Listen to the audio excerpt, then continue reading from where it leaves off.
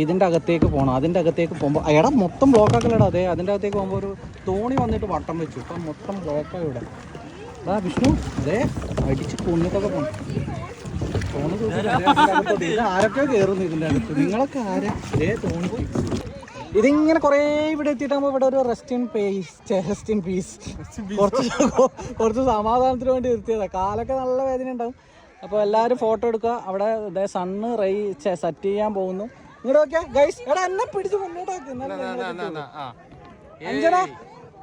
അഞ്ജന ശ്രീലക്ഷ്മി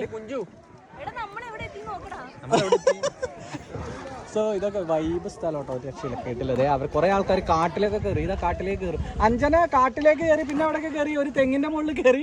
പിന്നെ ഒരു മരക്കുറ്റി മേലെ കാട്ടിലൊക്കെ പോകുമ്പോ ശരിയാ കണ്ടിട്ടുണ്ട് ഇവിടെ മൊത്തം പ്രശ്നമാണ് ഇവിടെ ഈ തോണിയുടെ ഇടയിൽ നമ്മുടെ കുറെ വണ്ടികൾ കുടുങ്ങിപ്പോയി. തോണിക്കാരാണെങ്കിൽ ഇതേ അതിൻ്റെ അകത്തൊക്കെ അതാ രസമാണ്. പക്ഷെ അതിൻ്റെ അകത്ത് തോണിയുടെ ഇടയിൽ കുടുങ്ങി 2 പേർ. ഇങ്ങോട്ട് ആരൊക്കെ വരുന്നു. ഇതിൻ്റെ ഇടയിലോട്ട് നമ്മൾ പോകണം. വീണ്ടും ഒരു തോണി.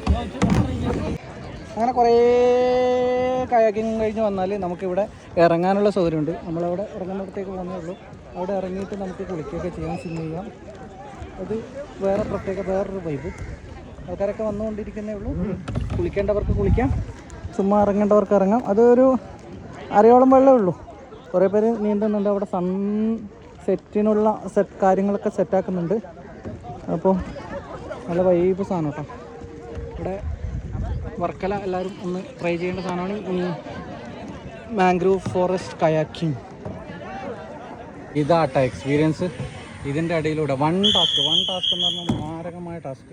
അതിൻ്റെ ഇടയിൽ ഈ തോണി വരുന്നത് ഭയങ്കര സീനാണ്. പറയുന്നത് നമ്മളെ ടീമെല്ലാം ബേക്കില്ല. ഞാനെങ്ങനെയോ മുമ്പിലെത്തി. എങ്ങനെയാണെന്ന് എനിക്ക് തന്നെ അറിയില്ല. ഇതല്ലോ അവസ്ഥ. അതാ ഇതിൻ്റെ ഇടയിലൂടെ ഇങ്ങനെയുള്ള പോക്കുണ്ടല്ലോ, ഒരു രക്ഷയില്ല. സൂപ്പർ.